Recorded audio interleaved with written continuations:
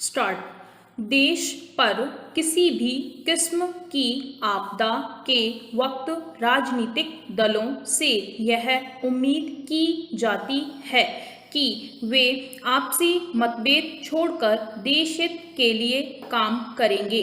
Corona संक्रमण की दूसरी लहर जन आपदा के रूप में जिस तरह से उभर रही है, उसमें तो यह उम्मीद और भी ज़्यादा जरूरी हो जाती है। इससे इतर सियासतदानों के जुबानी हमले सब जगह हो रहे हैं, केंद्र सरकार पर भी और राज्य सरकारों पर भी। ये हमले एक जैसे मसलों पर है। कहीं कोरोना संक्रमितों के उपचार को लेकर, कहीं कोरोना संक्रमण रोकने के लिए सरकारी स्तर पर किए जा रहे प्रयासों को लेकर, तो कहीं टीकाकरण को लेकर। पैरा। राजनीतिक दलों व उनके नेताओं की इन जुबानी तीरों की भाषा भी जब सत्ता में होते हैं तब अलग होती है और विपक्ष में रहते हुए अलग। इस भयावह दौर में राजनीतिक दल एक सुर में कहीं दिखे तो सिर्फ चुनाव कराने को लेकर व रैलियों के आयोजनों को लेकर। इन सबके बीच पिसती रही सिर्फ जनता, जो चुनावों से लेकर कुंभ तक के आयोजनों की सियासी मंजूरी के नतीजों को अब भुगत रही है। कोरोना संक्रमण के भयावह दौर के बीच यह राहत की खबर जरूर है कि सरकार ने वैक्सीन अब 18 वर्ष से अधिक उम्र के सभी लोगों को लगाना तय किया है।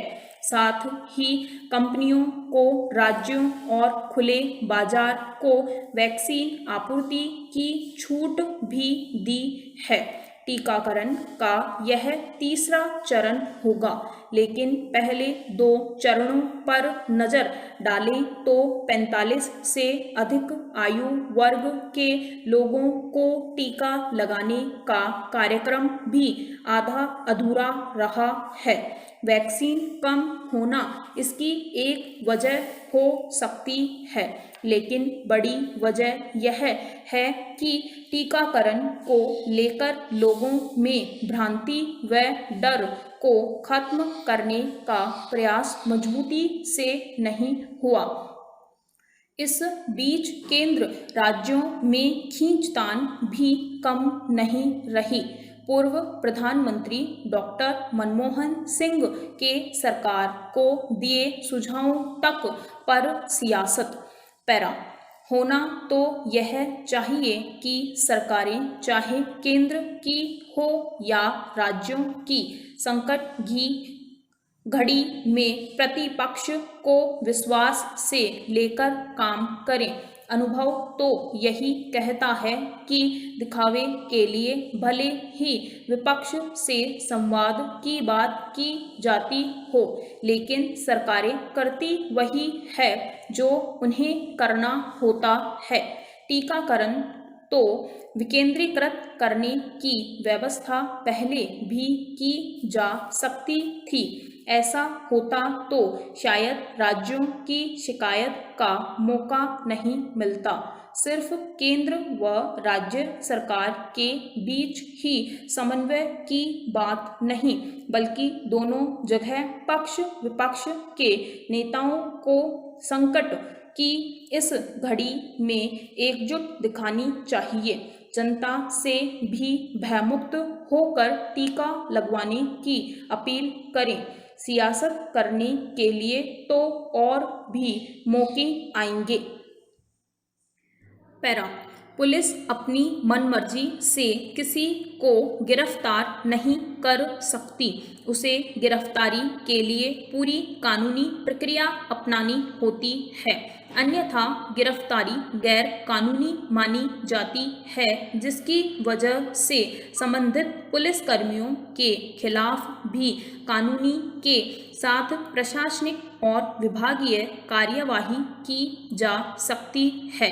पीड़ित पक्ष सीधे कोर्ट भी जा सकता है।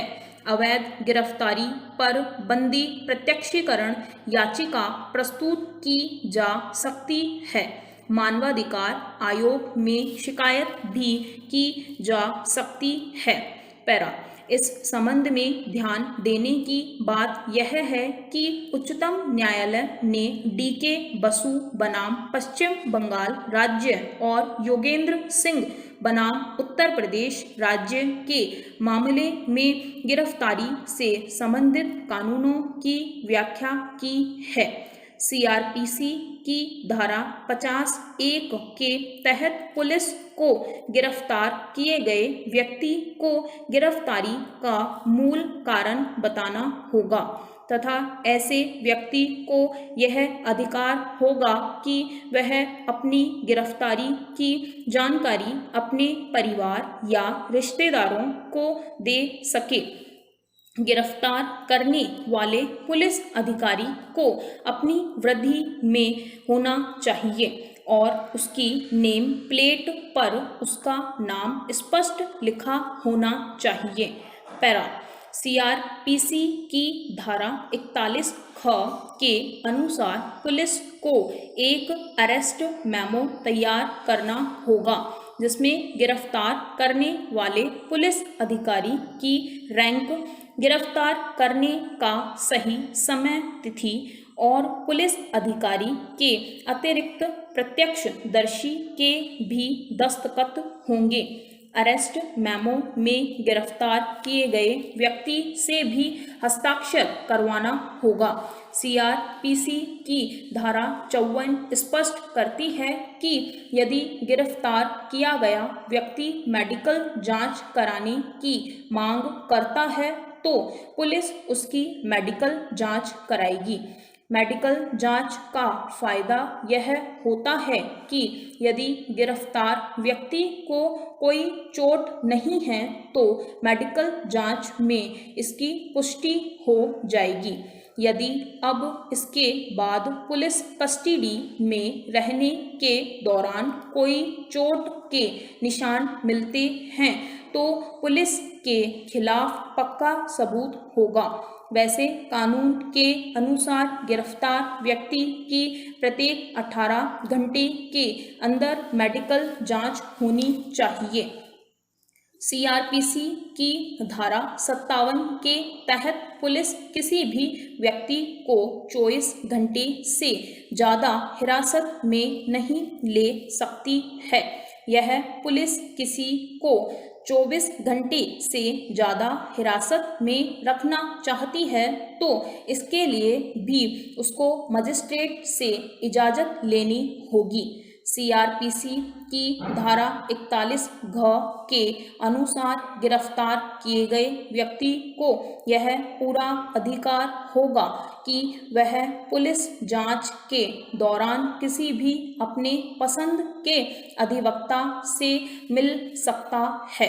पैरा, CRPC की धारा 55(क) के अनुसार गिरफ्तार किए गए व्यक्ति की सुरक्षा एवं संपूर्ण स्वास्थ्य का ध्यान रखना पुलिस की जिम्मेदारी है। यदि उपरोक्त किसी भी प्रावधान का पालन नहीं किया जाता है तो पुलिसकर्मियों के खिलाफ कार्यवाही करना संभव है।